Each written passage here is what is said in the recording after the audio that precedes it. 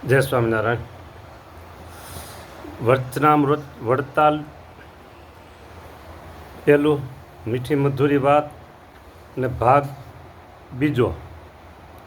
પહેલા ભાગમાં આપણે વચનામૃત વડતાલનું લીધેલું અને 1882ની સાલ છે. કાર્તિક સુધી એકાદશી છે, પ્રબુદ્ધની એકાદશી આવે, દેવ દિવાળી એકાદશી આવે. તે દિવસે સ્વામિનારાયણ ભગવાને દેશ વિભાગના લેખ કર્યા અને આચાર્ય સ્થાપન કર્યો. આચાર્ય સ્થાપન વિધિ જે બરાબર એ દિવસ છે આ આચાર્ય સ્થાપના દિન. આચાર્ય સ્થાપના દિન એટલે 1882 કાર્તિક સુધી એકાદશી, એટલે તે દિવસનું આ વચનામૃત છે. હવે એ જે આચાર્ય સ્થાપનની વાત ઐતિહાસિક રીતે આ વચનામૃત સાથે જોડાયેલી છે, પણ વચનામૃતમાં એને ઉલ્લેખ કોઈ છે નહીં, કારણ કે વચનામૃત છે એ અધ્યાત્મ શાસ્ત્ર છે. અને આ જે બધા ઐતિહાસિક હોય, લીલા ચરિત્રો કહેવાય, ભગવાનની વાતોમાં, અધ્યાત્મ વાતોમાં એ લીલા ચરિત્રો અથવા તો ઐતિહાસિક પ્રસંગો એ આવી શકે નહીં.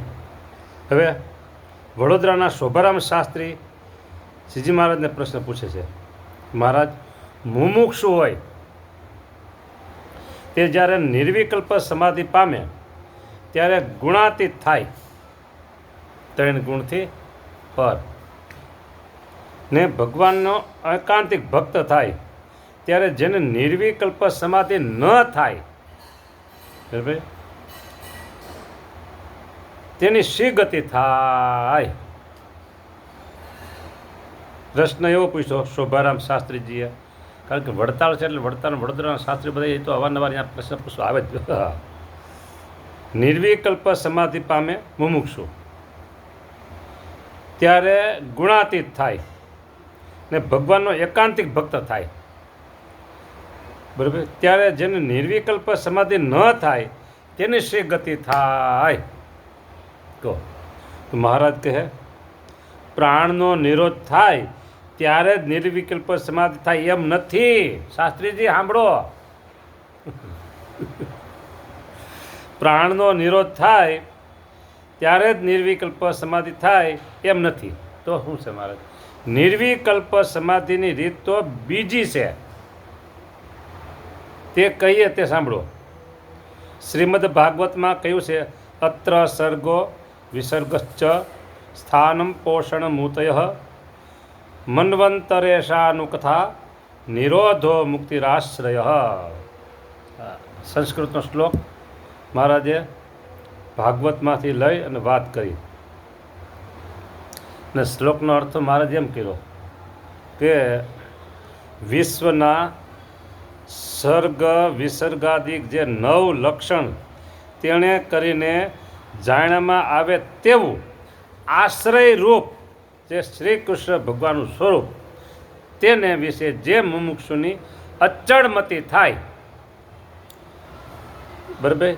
હવે અહીંયા એક શબ્દ એવો આવ્યો કે શ્રી કૃષ્ણ ભગવાનનું સ્વરૂપ, એટલે શ્લોક પ્રમાણે બરાબર છે. અને મહારાજ વાત કરતા હોય તો મહારાજ પછી પોતાનું નામ લે, ન પણ લે, એટલે શ્રી કૃષ્ણ ભગવાનનું નામ લે એટલે બધાને ગળે ઉતરી જાય વાત. કોઈ પણ હોય,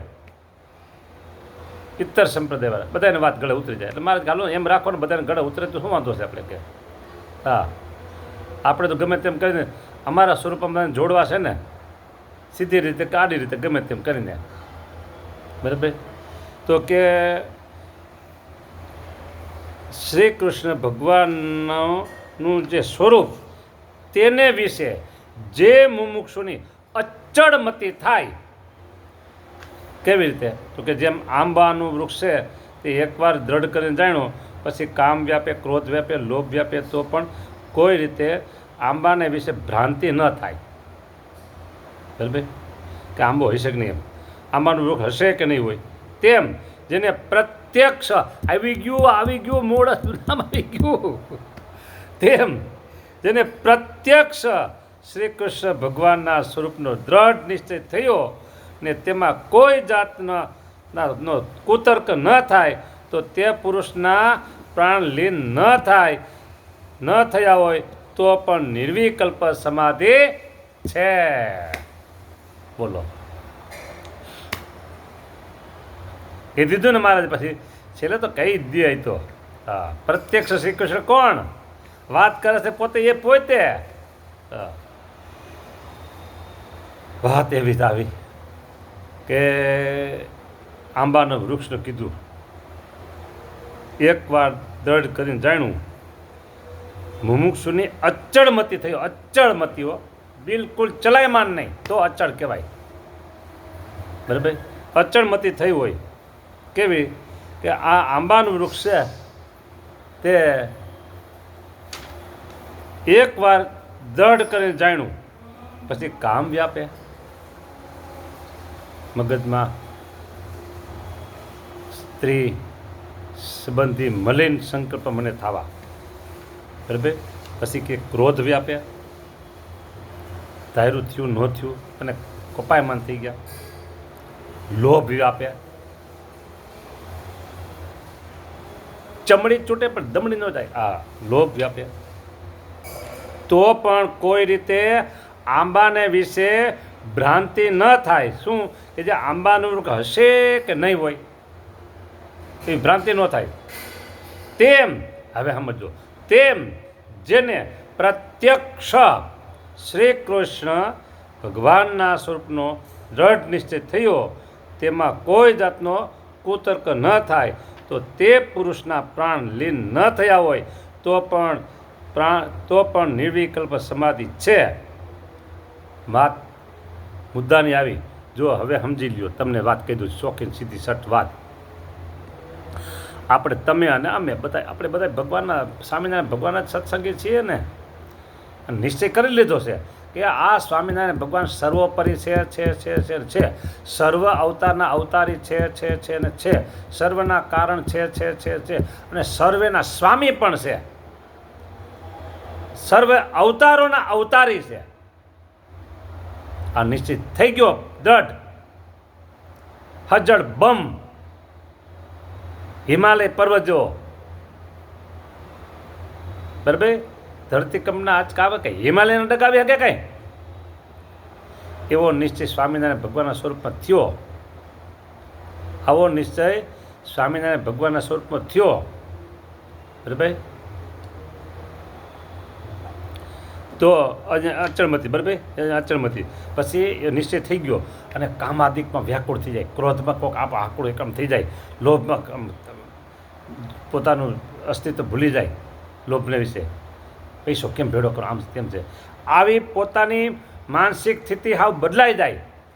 તો પણ એને એમ ન થાય કે આંબાનું વૃક્ષ હશે કે નહીં હોય. આંબો એટલે આંબો છે જ. ભાઈ, આવો જેને ભગવાન સ્વામિનારાયણનો નિશ્ચય પાકો થઈ ગયો અને એના પ્રાણ લીન થાય તોય ભલે અને પ્રાણ લીન ન થાય તો ભલે, એને નિર્વિકલ્પ સમાધિ છે. હવે તમને હું પ્રશ્ન એક નાનકડો પૂછી લઉં, તમે કયો તો પૂછાય ને. બોલો. વાહ, રજા મળી ગઈ. હવે જો, નિશ્ચય બધાને છે, પાક્કું ને? હા. તો હવે તમારે નિર્વિકલ્પ સમાધિ છે? હા ના નહીં કહેતા, હા જ પાડજો. છે, આપણે નિર્વિકલ્પ સમાધિ છે ને છે. બઠા પડી જાય, પ્રાણલીન થઈ જાય. એમ નહીં, હરતા ફરતા કામકાજ કરતા, ખાતા પીતા નાતા ધોતા છતાં આપણે નિર્વિકલ્પ સમાધિ છે. શું તમે સમજો છો? હા, નિર્વિકલ્પ સમાધિ છે ને છે. એમાં બે મત નથી, એક જ મત છે કે છે એમ. હા,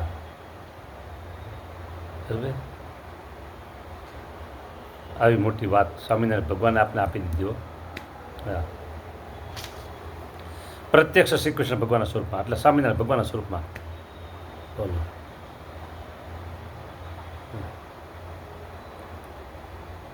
પછી મહારાજ એમ કીધું કે જેને હા પ્રાણ લીન થયા હોય, ન થયા હોય તો પણ નિર્વિકલ્પ સમાધિ છે, ને પ્રાણ લીન થયા હોય તો પણ નિર્વિકલ્પ સમાધિ છે.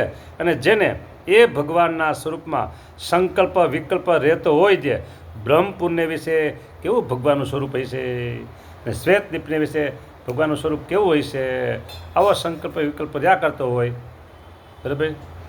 તો હા,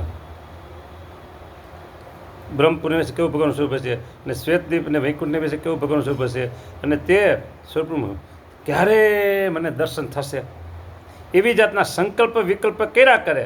પણ પ્રગટ ભગવાન મળ્યા તેને જ સર્વના કારણ જાણી તેણે કરીને જ પોતાને કૃતાર્થ ન માને, અને એવાને જો દૈવ ઈચ્છાએ કદાચને શરીરને સમાધિ થાય તો પણ સંકલ્પ વિકલ્પ મટે નહીં, અને સમાધિમાં જે જે દેખાય તેથી નવું નવું જોવાની ઈચ્છે પણ મનના વિકલ્પ મટે નહીં. એવો હોય તેને સમાધિ છે તો પણ સવિકલ્પ છે, અને સમાધિ ન હોય તો એ સવિકલ્પ છે. માટે એવો હોય તે ગુણાતીત એકાંતિક ભક્ત ન કહેવાય. લ્યો, અને જેને ભગવાનના સ્વરૂપનો દ્રઢ નિશ્ચય થયો ને તેને સમાધિ છે અથવા નથી તો પણ તેને સદા નિર્વિકલ્પ સમાધિ જ છે. ભગવાનના સ્વરૂપનો દ્રઢ નિશ્ચય થયો હોય તેને સમાધિ છે અથવા નથી, બોલો, તો પણ તે સદા નિર્વિકલ્પ સમાધિ જ છે. આટલી મોટી વાત આપે કોણ? આવા ભગવાન નહીં રે મળે, એવા ભગવાન છે. બોલો, હું તો તમને એટલું કહી દઉં બધી મિનિટમાં કે પૂર્વજન્મના સમજી રાખજો, પૂર્વજન્મના બહુ ઝાઝા પુણ્ય ભેગા થયા અને પ્રગટ થયા ને ત્યારે સ્વામિનારાયણ ભગવાન મળ્યા, બરાબર. અને હજી કરોડો જન્મના પુણ્ય ભેગા થયા અને ત્યારે સ્વામિનારાયણ ભગવાન મળ્યા પછી એને સર્વોપરી ઓળખાણ, સર્વોપરી સમજાના જીવમાં હા પડી કે આ સર્વ અવતારના અવતારે, સર્વ કારણ સર્વે સ્વામી છે, સર્વોપરી છે, આના સમાન કોઈ નથી, આનાથી મોટું કોઈ નથી. એ વાત સમજાની હોય તો સમજી લો કે કરોડ કરોડ જન્મના પુણ્ય ઉદય થયા હોય ત્યારે આ વાતમાં હા પડે છે, નકર હા પડી કઠણ છે. એટલે સમજી રાખજો કે આપણા કરોડ જન્મના પુણ્ય ભેગા થયા છે ત્યારે જ આપણા સ્વરૂપ મેળવ્યું છે, ઓળખાણું છે, હા પડે છે. માટે આપણે નિર્વિકલ્પ સમાધિ છે ને છે. સૂતા હોય તો નિર્વિકલ્પ, હાલતા હોય તો નિર્વિકલ્પ સમાધિ, જાગતા હોય તો નિર્વિકલ્પ. અરે તમે નાવા નળ નીચે બેઠા હો તો ખળખળ નાતા હો ને તો નિર્વિકલ્પ સમાધિ જ છે. હરતા ફરતા હોય, કામકાજ કરતા હો, દુકાને જતા હો, ગાડી હાંકતા હો, ગમે તે કરતા હો તો નિર્વિકલ્પ સમાધિ જ છે. કારણ કે નિશ્ચય ભગવાન સ્વામિનારાયણ સર્વ ઉપર છે એટલે સમાધિ જ છે. જય સ્વામિનારાયણ. કાંઈ તમારે પૂછવું હોય ને આ બાબતમાં તો મને પૂછી શકો છો ગમે ત્યારે. જય સ્વામિનારાયણ.